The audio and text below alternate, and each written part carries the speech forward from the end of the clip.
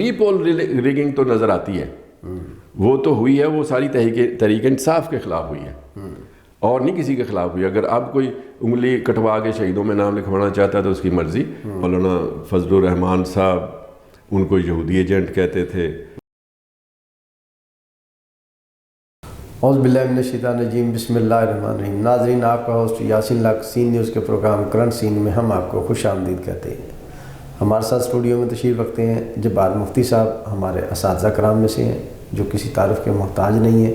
مست senior journalist ہیں، پاکستان کے سیاسی، معاشی، عسکری مختلف پہلوؤں پر گہری نظر رکھتے ہیں. ہم ان سے بات کریں گے. آج کل پاکستان میں ہر طرف انقلاب اور آزادی کے ہی نعرے اور گونج رہے ہیں، چرچے ہیں. پیر پگاڑا صاحب نے جو سندھ کے اندر اتنا بڑا اجتماع کیا، خطاب کیا، تاریخی احتجاجی مظاہرہ تھا، ووٹ چوری کے حوالے سے، الیکشن مینیج کرنے کے خلاف تھا. تو کیا دیکھتے ہیں کہ پیر پگاڑا صاحب نے بھی کر دی، مولانا فضل الرحمان بھی اسی چیز پہ ہیں کہ الیکشن چوری ہوا ہے. تو جنہوں نے چوری کیا ہے وہ بھی تو سن رہے ہوں گے. بات یہ ہے کہ بڑی دلچسپ صورتحال ہے. یہ پیر پگاڑا صاحب نے تو خیر دھرنا دیا ہوا ہے. جی بالکل. تو اور اس میں ہزاروں لوگ موجود ہیں، اس میں کوئی شک نہیں. کافی لوگ ان کی کال پر آئے ہیں اور ان کے مریدین کی تعداد بہت ہے. وہ ایک کال دیں تو وہ آ جاتے ہیں. لیکن انتخابی سیاست میں پیر صاحب پگاڑا صاحب یہ والے ہوں یا پہلے والے جو تھے، تو انہوں نے کبھی بھی کوئی کارنامہ انجام نہیں دیا کہ انہوں نے سویپ کیا ہو پورے علاقے میں یا ان کو بہت زیادہ. پہلے جب بھٹو صاحب کا دور تھا تو بھٹو صاحب بھی ان کی بڑی عزت کرتے تھے، لیکن وہ بھی انتخابی کامیابی نہیں حاصل کر سکے تھے. پیپلز پارٹی نے وہاں سے کامیابیاں حاصل کی تھی. اور اب جو پیر صاحب پگاڑا ہیں تو یہ بھی کوئی بہت لمبی چوڑی کامیابی حاصل نہیں کر سکے. تو یہ ان کی ایک دو سیٹیں ہوتی ہیں جو ان کے زیر اثر ہوتی ہیں. جو دلچسپ بات ہے وہ یہ ہے کہ سبھی کہہ رہے ہیں کہ دھاندلی ہوئی ہے. کمال یہ ہے، جو جیتے ہوئے وہ بھی کہہ رہے ہیں، جو نہیں جیتے ہوئے وہ بھی کہہ رہے ہیں، اور جو نہیں جیتے وہ بھی پارشلی جیتے ہوئے، جو جیتے ہوئے وہ بھی پارشلی ہارے ہوئے. یہ عجیب و غریب بات ہے کہ جہاں سے ہم جیتے ہیں وہاں الیکشن ٹھیک ہوا ہے، جہاں سے ہم ہارے ہیں وہاں دھاندلی ہو گئی. یہ ایک ایسا عجیب و غریب ہے کہ میٹھا میٹھا ہڑپ اور کڑوا کڑوا تھو، یہ والی صورتحال چل رہی ہے. تو اسی میں پیر صاحب پگاڑا صاحب نے بھی اجتماع میں، مجھے یہ لگتا ہے یہ سارے جو اکابرین ہیں ہمارے، جو سیاسی رہنما ہیں، جو پارٹی ہیڈز ہیں، یہ فیس سیونگ کے لیے شاید یہ کر رہے ہیں کہ ہم ہارے نہیں ہیں جی، ہماری جو پرفارمنس ہے اس کو ہماری کارکردگی نہ سمجھا جائے. یہ کوئی اور طاقت ہے، کسی اور نے ہمارے ساتھ یاد کیا ہے، اصل میں تو ہم بڑے پاپولر ہیں. تو جس کو انگریزی میں فیس سیونگ کہتے ہیں نا، اپنا بھرم رکھنا کہہ لیجیے. تو وہ شاید اپنے بھرم رکھنے کے لیے خود کو بھی دھوکہ دے رہے ہیں، قوم کو بھی دھوکہ دینے کی کوشش کر رہے ہیں. بات یہ ہے کہ جس کو ووٹ ڈلتے ہیں وہ جیت جاتا ہے. دھاندلی بھی کہ ایک حد تک ہوتی ہے. دھاندلی بھی یہ نہیں ہوتی کہ جی بالکل ہی 0 کو 100 بنا دیں اور 100 کو 0 کر دیں. یہ الیکشن آپ کے سامنے ہوئے ہیں، یہاں بھی ہوئے. تو توقع کے مطابق اور جن کی پاپولیرٹی تھی ان کو، اور جن کو عوام نے ووٹ ڈالنا تھا ان کو ووٹ ڈالا ہے.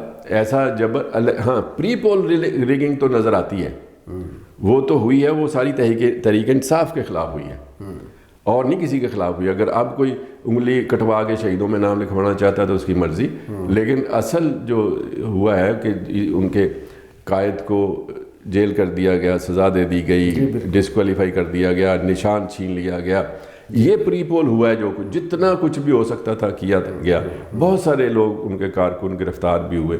لیکن الیکشن ڈے پر، پولنگ ڈے پر، یا تو ضرورت نہیں سمجھی کہ انہوں نے سمجھا کہ جو علاج کرنا تھا کر دیا، یا پھر یہ ہے کہ ویسے ہی مروتن ہی ایسا ہو گیا. نشان ان کے پاس تھا نہیں. دوسرے نشانوں کے اوپر جو آزاد جو اتنے منتخب ہوئے ان میں بہت سارے ایسے ہیں جو پی ٹی آئی کی سپورٹ سے ہوئے، بہت سارے جینون آزاد بھی تھے. تو اس طرح کے یہ جو کھچڑی پکی ہے، تو جو مکس اچار جس کو میں کہتا تھا، تو وہ یہ اب جب مکس آیا ہے تو پھر اس کو بھگتے. جی بہت شکریہ. آپ کے دوست مولانا فضل الرحمان صاحب کی سمجھ نہیں آتی وہ احتجاج کس کے خلاف کر رہے ہیں. کے پی کے میں ان کو ہروایا گیا یا وہ ہارے گئے، بقول ان کو ہروایا گیا. وہاں پر پی ٹی آئی نے بڑا کلین سویپ کیا ہے. مولانا فضل الرحمان صاحب احتجاج کر رہے ہیں کہ میرا مینڈیٹ چوری ہوا ہے، الیکشن مینیج ہوا ہے، اور ساتھ ہی پی ٹی آئی ان کو اپنے ساتھ ملانے جا رہی ہے احتجاج کی اس تحریک میں جو الیکشن چوری کے حوالے سے کرنا چاہ رہی ہے، مظاہرے کرنا چاہ رہی ہے. مولانا صاحب کے بھی ترلے لے رہے ہیں کہ جی ہمارے ساتھ مل.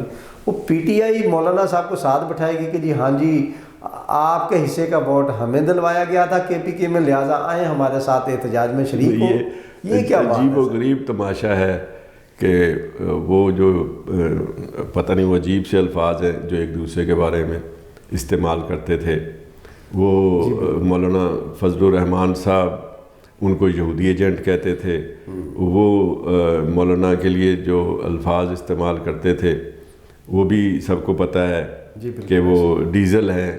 تو اب پتہ نہیں ڈیزل اور یہودی ایجنٹ مل کر کیا کرنا چاہتے ہیں، اور بہت سارے الفاظ. تو یہ کیا کرنا چاہتے ہیں، تو وہ تھا نا کہ آؤ مل کے کریں آہوزاریاں، تو ہائے دل پکار میں ہائے، تو ہائے گل پکار میں ہائے دل. تو یہ اب وہ جس کی چوٹ لگی ہے وہ سمجھتے ہیں کہ باقی پہلے پرانی باتوں کو بھول جائیں اور نئے سرے سے ساتھ چلیں. تو ویسے تو ان کی کسی بھی طریقے سے ان کا کرورا نہیں ملتا ان دونوں پارٹیوں کا. اب وہ وقتی طور پہ ویسے تو بہت ساری پاکستان کی تاریخ میں مثالیں ہیں کہ کرورا نہیں ملتا ہوتا، لیکن کسی مشترکہ دشمن کے خلاف کسی ایک نقطے کے حصول کے لیے، مقصد کے حصول کے لیے کچھ دیر کے لیے اکٹھے ہوتے ہیں اور وہ تحریک بھی چلا لیتے ہیں، کوشش بھی کر لیتے ہیں. لیکن ایسی صورت میں آپ ذرا ایک منٹ کے لیے غور کریں، ایسی صورت میں کہ جب الیکشن میں حصہ لینے والی ساری پارٹیاں کہہ رہی ہوں کہ دھاندلی ہوئی ہے، اس کا مطلب ہے الیکشن ٹھیک نہیں ہوئے. تو پھر اس کا کیا یہ حل ہے کہ نئے الیکشن میں جایا جائے؟ ہو سکتا ہے کہ یہ ایسا ماحول پیدا کیا جا رہا ہو کہ قوم ایک دفعہ پھر الیکشن میں جائے، اور جب تک کلیئر مینڈیٹ حاصل نہ ہو اس وقت تک. پھر یہ کئی ملکوں میں ہوتا ہے ایران میں ہوتا ہے عموماً کہ اگر الیکشن ایک ہوتا ہے اس میں کلیئر مینڈیٹ نہیں آتا تو پھر دوبارہ سے فرانس میں بھی ایسے ہوتا ہے. اور لیکن وہاں صدارتی نظام ہے، وہ صدر کو اگر 50% سے زیادہ ووٹ نہ ملے تو پھر ری الیکشن ہوتا ہے جب تک کہ ایک امیدوار کو 50% سے زیادہ ووٹ نہ مل جائے. تو اگر اس طرح کی کریں گے جی آدھی اسمبلی سے زیادہ جب تک 166 ایک پارٹی نہ لے اس وقت تک الیکشن کرائے جاتے رہے تو پتہ نہیں اتنا ہمارے پاس خزانہ ہے بھی کہ نہیں، ہمیں اتنا خرچہ اربوں روپیہ لگتا ہے ایک الیکشن پر. اور لیکن کئی امیدوار بھی ایسے ہیں کہ جو ایک الیکشن میں جانے کے بعد ہی بیچارے کنگال ہو جاتے ہیں. تو ہو سکتا ہے یہ اگر دوبارہ الیکشن کرایا جائے تو بہت سارے کینڈیڈیٹ میدان میں ہی نہ آئیں، تو ویسے ہی امیدواروں کی تعداد کم ہو جائے. تو یہ بڑا عجیب و غریب سا اس وقت صورتحال پیدا ہوئی ہے. جیسے میں نے پہلے عرض کیا ہے، یہ تو ہوتا تھا کہ ہارنے والے کہتے تھے کہ جی ہمارے ساتھ دھاندلی ہو گئی، ہم تو بڑے مقبول تھے. اس دفعہ تو جیتنے والے اور جو ہارنے والے جیتنے والے سارے مل کے کس کے خلاف؟ یہ عجیب و غریب سا مسئلہ ہے. پھر الیکشن کے خلاف میرا خیال ہے وہ احتجاج کریں گے جی بالکل، یہ الیکشن ختم کرائے جائیں اور نئے الیکشن کرائے جائیں. مولانا صاحب کے ترلے لے رہی ہے پی ٹی آئی، اور پی ٹی آئی کے کچھ قائدین کے اس احتجاج میں، اس تحریک میں ہمارے ساتھ شامل ہوں. اب بقول پی ٹی آئی کارکنوں کے مولانا صاحب کا کردار یا ان کا جو کریکٹر ہے وہ کافی داغدار ہے. پی ٹی آئی کو، مولانا کو اپنے ساتھ ملا کر داغدار کون ہوگا، پی ٹی آئی یا مولانا صاحب؟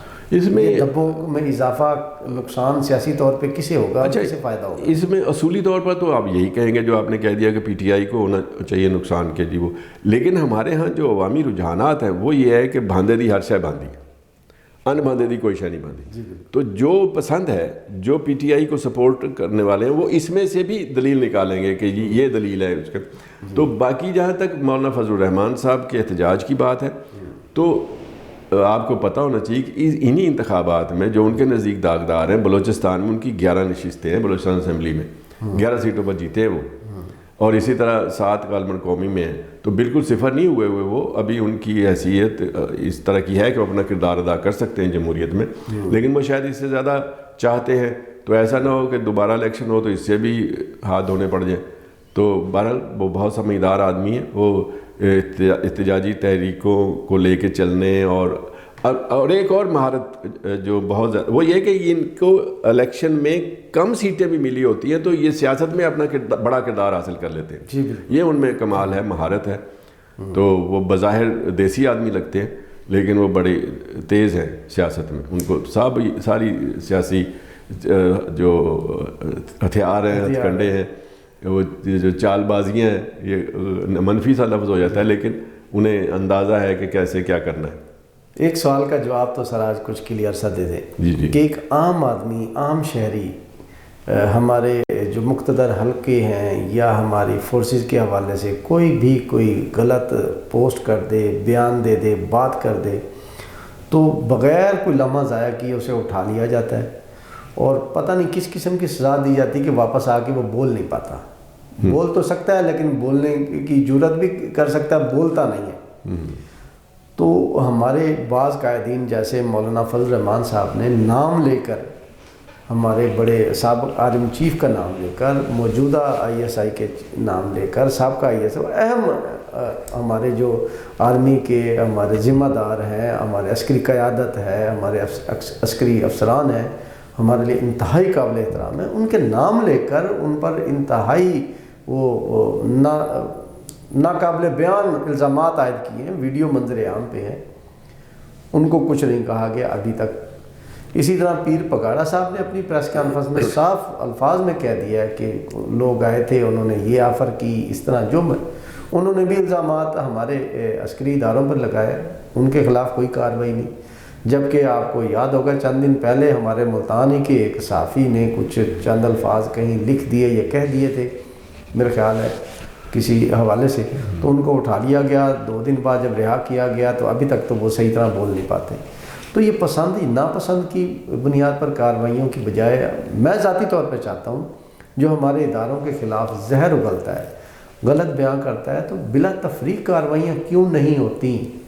جنہوں نے جلسوں میں ہمارے عسکریہ کے خلاف الزامات لگوائے، نعرے لگوائے، وہ جو آپ جانتے ہیں جو نعرے لگوائے گئے تھے، جو محترمہ نے لگائے، ابھی تک کوئی کارروائی نہیں. یہ کیا ہے؟ یہ امپریشن اس حوالے سے بالکل ٹھیک ہے کہ ایون میاں نواز شریف صاحب نے بھی جلسوں میں اس طرح کی زبان استعمال کی اور بی بی مریم نے بھی استعمال کی. انگلینڈ بیٹھ کے جو انہوں نے پریس کانفرنس کی تھی، ویڈیو کال کی تھی، اس میں بھی انہوں نے بڑے الزام لگائے. تو یہ بڑے بڑے نام ہیں. اب مریم بی بی پنجاب کی وزیر اعلیٰ بننے جا رہی ہیں، تو ایسا نہیں لگ رہا کہ اس بنیاد پہ رکاوٹ ڈال دی جائے کہ جی آپ نے اعلیٰ قیادتوں کے خلاف زبان درازی کی تھی. تو یہ بات اگر آپ نے جو بات کی ہے اور جو بظاہر نظر بھی آ رہا ہے، تو ایسے ہی ہے کہ پانی ہمیشہ ڈھلوان کی طرف جاتا ہے.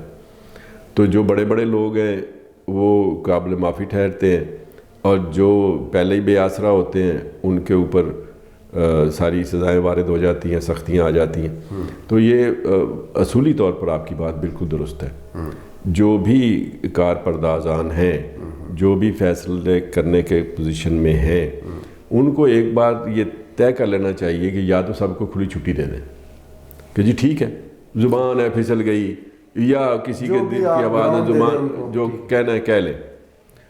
لیکن اگر آپ نے سختی کرنی ہے یا آپ کا خیال یہ ہے کہ اداروں کا احترام ڈیمیج نہیں ہونا چاہیے، اس کو زخمی نہیں ہونا چاہیے، اور اس کی مرہم پٹی بھی ضروری ہے، اور جو کرے اس کو سزا دینا بھی ضروری ہے، تو پھر کوئی ایگزامپلری بھی کر دینا. کسی وقت پتہ چلے کہ جی فلاں نے کیا تھا، بڑا آدمی تھا، بڑا نام تھا، اس کی فالوئنگ تھی، تو وہ پھر ویسے آپ کو میں ایک نفسیات بتا دوں، یہ سیاستدانوں کی نفسیات ہوتی ہیں کہ ان کے خیال میں مجمع جو آگے جمع ہوتا ہے اس سے نعرے لگوانا ہی سب سے بڑی کامیابی ہوتی ہے، اس سے تالیاں بجوانا بڑی کامیابی ہوتی ہے. چاہے کچھ بھی کہہ دیں. جی وہ کہتے ہی اس لیے ہیں کہ آگے سے تالیاں بجیں، نعرے لگیں، واہ واہ ہو، جیسے شاعر مشاعرے میں کرتے ہیں، ایسے یہ سیاستدان حضرات جو ہیں، سیاستدان ہی نہیں، مذہبی رہنما بھی جو دینی تقاریر کرتے ہیں اپنے مسلک کے حوالے سے، وہ بھی بعض اوقات ایسی بات کہہ دیتے ہیں جو خلاف حقیقت ہوتی ہے، لیکن وہ مقصد صرف یہ ہوتا ہے کہ آگے سے نعرے لگیں. تو اس لحاظ سے یہ جو نعرے لگوانے والے، وہ سیاست میں ہوں، وہ دینی لوگ ہوں، وہ کچھ بھی لوگ ہوں، جب وہ مجمع کے سامنے آتے ہیں تو مجمع کا ایک نشہ بھی ہوتا ہے، اس میں بھول جاتے ہیں کہ اس کا نتیجہ کیا نکلے گا. یہ نفسیاتی بات ہے، اور پھر وہ آپ سے باہر ہو جاتے ہیں. عقل مند لوگ وہ ہوتے ہیں کہ جو ایسی بات کریں کہ مجمع بھی اچھل پڑے، وہ بھی داد دے، اور خلاف قانون بھی بات نہ ہو. یہ انداز خطابت ہوتا ہے نا لوگوں کا، تو کوئی بات نئی بات نہیں ہوتی، انداز بدل دیتا ہے، وہ ایک شعر ہے اس طرح کا.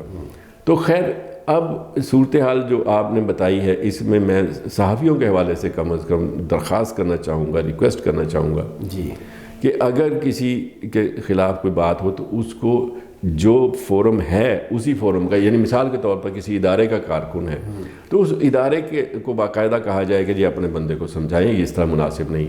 اور ہمارے ہاں عموماً جو اداروں کے سربراہ ہیں وہ خود نہیں چاہتے ہوتے کہ اس طرح کی کارروائی ہو، وہ پھر اپنے کارکن کو سمجھا لیں گے کہ بھی اس طرح نہ کریں. اور ماضی میں عرصہ دراز سے اس طرح ہوتا آیا ہے، سمجھا دیا جاتا ہے، جس کو آپ کہتے ہیں وہ اپڈیٹ کر دیا جاتا ہے تو وہ پھر ٹھیک ہو جاتا ہے. لیکن اگر اس طرح کی سختی ہو کہ جو زیادتی کے زمرے میں آئے، جو تشدد کے زمرے میں آئے، تو اس کا جو اثر معاشرے پہ ہے نا وہ پھر ادارے کا احترام بڑھتا نہیں ہے، گھٹتا ہے. اس طرح کے کارروائیاں کرنے والے خود اپنے ادارے کا احترام کم کرتے ہیں. دیکھیں نا ایک شہرت ہی ہوتی ہے نا کہ یہ ادارہ ایسا ہے، یہ ایسا ہے، تو اس کو نقصان پہنچتا ہے. اس سے اجتناب کرنا چاہیے. بینگ اے محب وطن پاکستانی، مجھے ذاتی طور پر بہت تکلیف ہوتی ہے جب ہمارے اداروں کے خلاف، چاہے وہ کوئی سیاسی ہے، سماجی ہے یا مذہبی شخصیت، زہر اگلتی ہے، الزامات لگاتی ہے. خدارا ان چیزوں پر کنٹرول کریں اور ایسے افراد کے خلاف بلا تفریق کارروائی کریں. قانون یکساں سب کے لیے برابر کا جو ہمارا سلوگن ہے اس کو پروف کریں. کر سکتے ہیں، ہماری فورسز کر سکتی ہیں. ہم آتے ہیں مولانا صاحب کی طرف، مریم بی بی کی طرف. ابھی آپ نے ذکر کیا، مریم بی بی کو نون لیگ اور پیپلز پارٹی نے سی ایم پنجاب متفقہ طور پر نامزد کر دیا ہے. جی کل تک مولانا صاحب، مجھے ہی یاد ہے، محترمہ بے نظیر بھٹو شہید، اس کے بارے میں ان کے اقتدار کے حوالے سے جو کچھ کہا کرتے تھے وہ آج بھی ریکارڈ پر ہے، آپ کو بھی معلوم ہے. مولانا صاحب اب کیسے ہضم کریں گے ہماری جو مذہبی جماعتیں ہیں؟ اب مریم بی بی کے اقتدار میں ان کو سرخم تسلیم کیسے تسلیم، اب ان کے پیچھے ہاتھ باندھ کر کیسے چلیں گے؟ اچھا، آپ کا اشارہ غالباً عورت کی حکمرانی کے حوالے سے ہے کہ مذہبی طبقہ اس کو پسند نہیں کرتا تھا. جی بالکل. تو میں آپ کو نا ذرا پیچھے لے جاتا ہوں. سر، ہمارے ملک پاکستان میں ایک شخصیت بانی پاکستان قائد اعظم محمد علی جناح کی گزری. ان کی ہمشیرہ مادر ملت محترمہ فاطمہ جناح تھی. جی. وہ جب صدارت کے لیے کھڑی ہوئیں، بلکہ خود نہیں کھڑی ہوئی تھی، ایوب خان کے خلاف 64 کے انتخابات میں متفقہ امیدوار لانا تھا اپوزیشن نے. تو اپوزیشن میں دینی جماعتیں بھی تھیں، جماعت اسلامی، جن کے اس وقت بانی مولانا سید ابو العلا مودودی خود تھے. تو اس وقت مادر ملت کے پاس گئے چل کے، نواز نصر اللہ خان بھی حیات تھے تو وہ بھی تھے اس میں. تو انہوں نے جا کے ان کو بڑی مشکل سے رضامند کیا. اچھا، اس سے پہلے جب انہوں نے رضامند کر لیا نا تو اس وقت ایوب خان جو تھے وہ کنونشن مسلم لیگ کے صدر بھی تھے اور وہ بھٹو صاحب سیکٹری تھے. تو وہ انہوں نے پھر پچھلا کچا چٹھا نکالا، علماء کے فتوے اچھا نکالے کہ عورت کی حکمرانی کو انہوں نے حرام قرار دیا کہ عورت کی حکمرانی جائز نہیں ہے. ٹھیک ہے. تو جب یہ بات سامنے آئی تو پھر پریس نے، مجھے جو ایک یاد ہے، مولانا مودودی علیہ رحمت سے پوچھا گیا کہ آپ تو کہتے تھے عورت کی حکمرانی جائز نہیں ہے، تو اب مادر ملت کو آپ سپورٹ کر رہے ہیں، ان کو آپ صدر پاکستان بنانا چاہتے ہیں، تو یہ اب کیسے جائز ہو گیا؟ جیسے آپ نے سوال کیا، جی بالکل، ویسے ہی یہ ایسا ملتا جلتا ہی ایک سوال تب ہوا تھا. یہ 60s کی بات ہے، 64 میں الیکشن تھا، تو الیکشن سے تھوڑے دن پہلے. تو مولانا کا جو جواب ہے وہ میں آپ کو سنا دیتا ہوں. مولانا نے کہا کہ مادر ملت میں اس کے علاوہ کوئی خرابی نہیں ہے کہ وہ عورت ہے، اور ایوب خان میں اس کے علاوہ کوئی خوبی نہیں ہے کہ وہ مرد ہے. اچھا، تو اس لیے خوبیاں ادھر ہیں، خامیاں ادھر ہیں، تو ہم خوبیوں کا سپورٹ کر رہے ہیں. یہ ان کا جواب تھا. تو اس کے علاوہ آپ، لیکن اس ایشو پر ایک یہ بھی تاریخی واقعہ ہے کہ جماعت اسلامی کے ایک بڑے مقبول رہنما مولانا کوثر نیازی، وہ اس ایشو پر جماعت اسلامی چھوڑ گئے تھے. اچھا، اس ایشو پر انہوں نے جماعت اسلامی چھوڑ کے ایوب خان کی حمایت شروع کر دی تھی. جبکہ آپ کو میں ایک اور بات تھوڑی سی یاد کرا دوں کہ جب وہ جماعت اسلامی میں تھے تو ایک انتخابی جلسے میں انہوں نے بڑی خوبصورت بات کی تھی، وہ میں آپ گوش گزار کرتا ہوں. سر، وہ کہنے لگے کہ جو سیاست کرتے ہیں ان میں سے بیشتر امیدوار وہ ہوتے ہیں جو لوگوں کو کھانے کھلاتے ہیں، دسترخوان کھول کے رکھتے ہیں، آئی جاؤ تو کھائی جاؤ. یہ ہوتے ہیں روٹی والے لوگ، یہ روٹی کھلاتے ہیں. ٹھیک ہے. کچھ सियासतदान वो होते हैं, उम्मीदवार वो होते हैं जिनकी थाने में बड़ी चलती है, वो लोगों के काम कराते हैं थानों से, और किसी मुखालिफ के ज़दो को भी कराना हो तो पुलिस इस्तेमाल करते हैं, पुलिस में बड़ा असर रसूख होता है।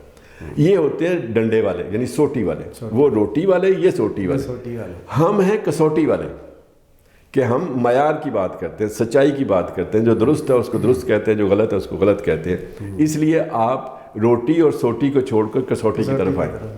ये जब वो जमात इस्लामी में थे, फिर उसके बाद उन्होंने जमात इस्लामी छोड़ी इसी इशू पर, और फिर वो उन्होंने ख़त लिखा मौलाना मौदूदी मरहूम को, जो किताबी सूरत में जमात इस्लामी अवाम की अदालत में के उन्वान से शाये हुआ, जिसमें उन्होंने ये सारी बातें लिखी कि आप ये, आपका कहना ये था, कर ये रहे, कहना ये था, कर ये रहे।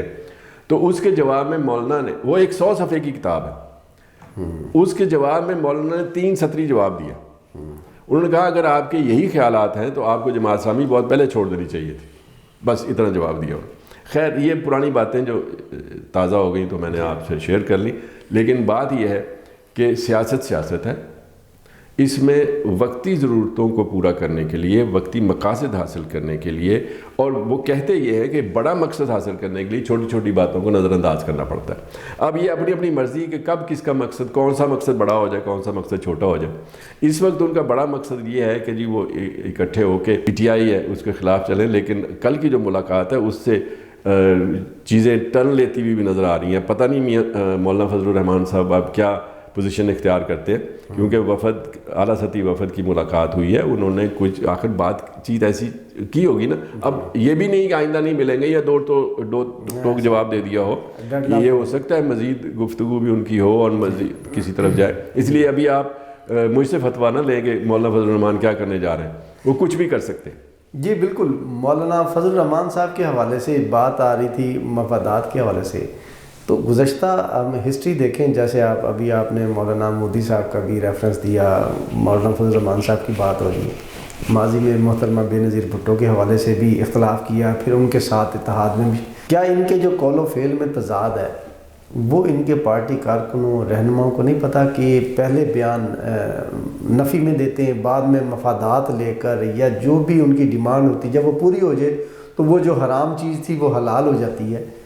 इसको कैसे, ये मैंने पहले अर्ज़ किया है कि हमारे यहाँ डिवोशन इतनी ज़्यादा है क़यादत के साथ, वही भांदे दी हर्षा बांधी है, वो अपने कायद के हर जब कायद पहलू बदलता है तो सारी उनको मानने वाले पहलू बदल जाते हैं। उसके लिए फिर दलाइल घड़ते हैं, दलाइल बयान करते हैं, बहस मुबैसा करते हैं। आप उनको ना शर्मिंदा कर सकते हैं ना उनको मोल्ड कर सकते हैं। बात असल में यह है कि हम शख्सियत परस्त कौम हैं। हम जिस शख्सियत को पसंद करते हैं वो शख्सियत स्याह करे तो स्याह अच्छा है, सफ़ेद करे तो सफ़ेद अच्छा है, अगर दरमियान में पीला नीला लाल कर ले तो वो भी अच्छा है। इसलिए हम जिसको मानते हैं उसकी ही मानते हैं।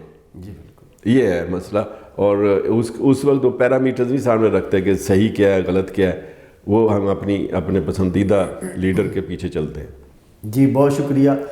मज़हबी जमातों के लिबादे में मौजूद हमारे बेशतर उलमा कराम मफादात की हद तक सियासत करते हैं। मफादात लेकर किसी भी वक्त किसी भी मोड़ पे कौन सा टर्न ले जाए और अपने वोटर सपोर्टर कहाँ इस्तेमाल कर जाएं, कहाँ बेच जाएं, कुछ पता नहीं चलता।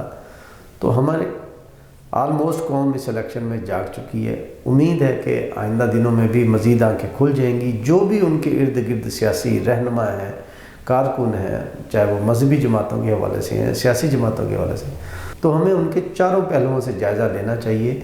कौल व फ़ेल में तज़ाद तो नहीं। जो शख्स मंशूर लेके आया है, क्या साबका दौर हुक्मरानी में जहाँ वो लोग मुख्तलिफ़ हुकूमतों के साथ इत्तेहाद की सूरत में चलते हैं, उस मंशूर में किस हद तक इम्प्लीमेंट किया है, अवाम को डिलीवर भी किया है।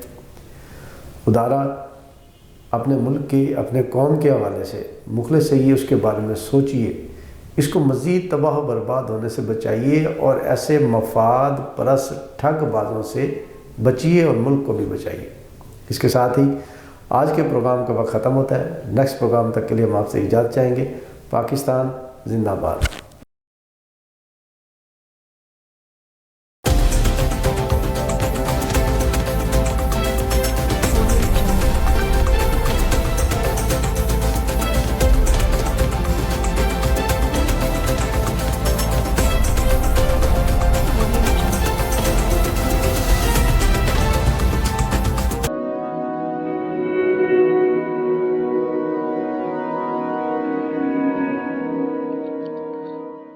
رزق اللہ کے ہاتھ میں ہے، اور کبھی کبھی رزاق رزق کی تقسیم کا اعزاز ان لوگوں کو بھی عطا فرما دیتا ہے کہ جو حالات کی کڑی دھوپ میں شجرے سایہ دار ہوتے ہیں۔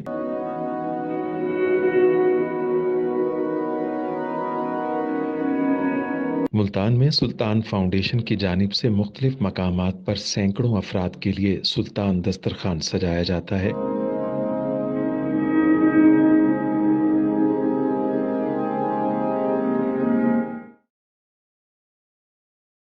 ہر انسان سلطان دسترخوان کا مہمان بنتا ہے۔